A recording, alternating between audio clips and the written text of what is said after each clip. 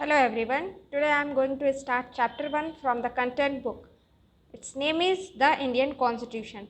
In this chapter, we are going to begin with football, a game many of you have probably heard of or even played. इस chapter की शुरुआत हम एक football के game की example के साथ शुरू करेंगे। शायद आप लोगों ने फ़ुटबॉल का नाम सुना होगा और कुछ लोगों ने तो इसे खेला भी होगा। तो फुटबॉल का एक रूल होता है कि अगर according to the rule of football if the ball touches the arms of player, अगर फुटबॉल किसी प्लेयर की आर्म्स को टच करता है यानी बाह को टच करता है तो उसे फॉल माना जाएगा या तो उसे रॉन्ग माना जाएगा। So if player start holding the football in their hands and passing it around, then they are not playing football anymore. अगर मान लीजिए जो प्लेयर्स है गेम के वो फुटबॉल को हाथ में लेकर खेलने लगे तो हो सकता है कि इसे फुटबॉल माना ही ना जाए। इसी तरह से हम देखते हैं कि हर एक गेम के अपने अपने रूल्स होते हैं, नियम होते हैं और उन नियमों और रूल्स को फॉलो करते हुए ही हमें उस गेम को खेलना पड़ता है। इसी तरह से as these are fundamental to the game, we can also call them the constitutive rule of the game. इसे हम constitutive rule कह सकते हैं गेम्स के लिए। Like this, a society also has constitutive rules that make it what is differentiate it from other kind of societies. इसी तरह से हर एक समाज के अपने अपने अलग नियम होते हैं। हर एक समाज की बात यदि करें तो इसमें मैं बात करती हूँ इंडियन सोसाइटी की। इंडियन सोसाइटी की बेसिकली हम बात करें तो इसके अपने कुछ रूल्स और रेगुलेशंस है। तो ऐसा ही हम देखते हैं कि हर कंट्री के अपने अपने रूल्स और रेगुलेशंस होते हैं। तो ये रूल्स हो सकता है कभी लिखित फॉर्म में हो, रिटन डॉक्यूमेंट के फॉर्म में हो, या हो सकता है maybe it is possible that it is unwritten. So a written document in which we find such rules is called constitution. Now let's begin. See, today most countries in the world have a constitution. While all democratic countries are likely to have a constitution, it is not necessary that all countries that have a constitution are democratic. समझते हैं इस बात को। मान लीजिए कि कोई एक कंट्री है लाइक इंडिया, ओके, लाइक कोई कंट्री है। कंट्री में क्या है, इस कंट्री में डेमोक्रेसी है, डेमोक्रेसी। जिस भी कंट्री में डेमोक्रेसी है 100% वहाँ पर कॉन्स्टिट्यूशन होगा ही। बट अगर किसी कंट्री के पास कॉन्स्टिट्यूशन है, अपना खुद का कॉन्स्टिट्यूशन है, दिस इज़ नॉट कंपल्सरी कि वहाँ पर डेमोक्रेसी होगी। हो सकता है वहाँ पर मोनार्की हो सकता है वहाँ पर डिक्टेटरशिप हो सकता है वहाँ पर कुछ और चल रहा हो, okay.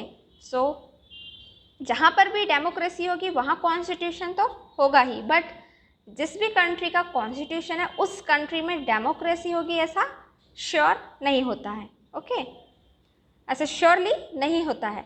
The constitution serve several purpose. First it lay out certain idea from the basis of kind of country that we as a citizen aspire to live इन।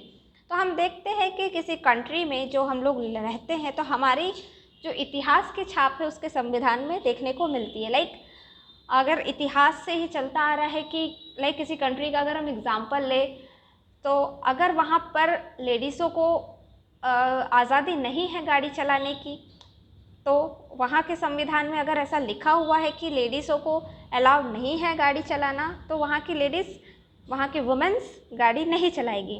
ऐसा ही अगर हमारे कॉन्स्टिट्यूशन में हमेशा से चलते आ रहा था कुछ चीज़ें तो वो लगभग लंबे समय तक चलती ही गई। A country is usually made up of different communities of people who share certain belief but many not necessarily agree on all. ऐसा हो सकता है कि जो हमारी कंट्री की कम्युनिटी है लाइक जहाँ जिसकी ज़्यादा पॉपुलेशन है, हो सकता है वो किसी चीज़ को बिलीव करते हो, बट अगर किसी ग्रुप की पॉपुलेशन कम है तो हो सकता है कि वो उस चीज़ को बिलीव ना करते हो, यानी कि सबके बिलीव्स अलग अलग हो सकते हैं।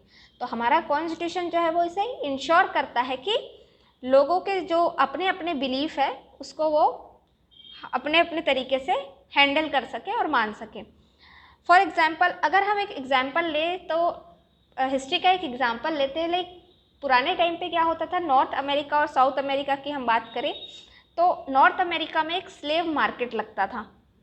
सो वो स्लेव मार्केट में जो लेबर्स होते थे उनको बेचा जाता था और ख़रीदा जाता था। सो ये जो ह्यूमंस के साथ एक्टिविटी की जाती थी, लाइक खरीदना बेचना, दिस टाइप ऑफ एक्टिविटीज़ और very bad type of evils in the society. Okay, ये भी एक समाज में बहुत बुरा जो है, हम इसे मान सकते हैं, बैड एविल्स की तरह देख सकते हैं कि इंसान को खरीदना और इंसान को बेचना एक बहुत ही गलत चीज़ है हमारी सोसाइटी की।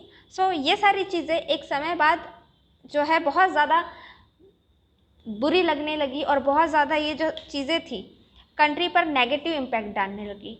सो इसके लिए बहुत सारे सिविल मूवमेंट्स हुए, ये सारी चीज़ें ख़त्म कर दी गई और इसके बाद जो हुआ कॉन्स्टिट्यूशन का फॉर्मेशन हुआ। इसके कॉन्स्टिट्यूशन के फॉर्मेशन के बाद सभी को इंश्योर कर दिया गया, कॉन्स्टिट्यूशन हमें इंश्योर करता है कि जो चीज़ें पुराने समय में हम लोगों ने फेस की हैं वैसी एक्टिविटीज़ दोबारा हमारे साथ ना हो और हमारे जो फंडामेंटल राइट्स है उसको प्रोटेक्ट करने के लिए ही ये सारी चीज़ें काम करती है। सो इसके आगे का जो लेक्चर है हम वो नेक्स्ट वीडियो में कवर करेंगे। इसके आगे हम नेपाल का एग्जाम्पल देखेंगे और भी कुछ स्टोरीज़ के थ्रू आगे की चीज़ें हम कंटिन्यू समझेंगे। So that's it for today. Thank you.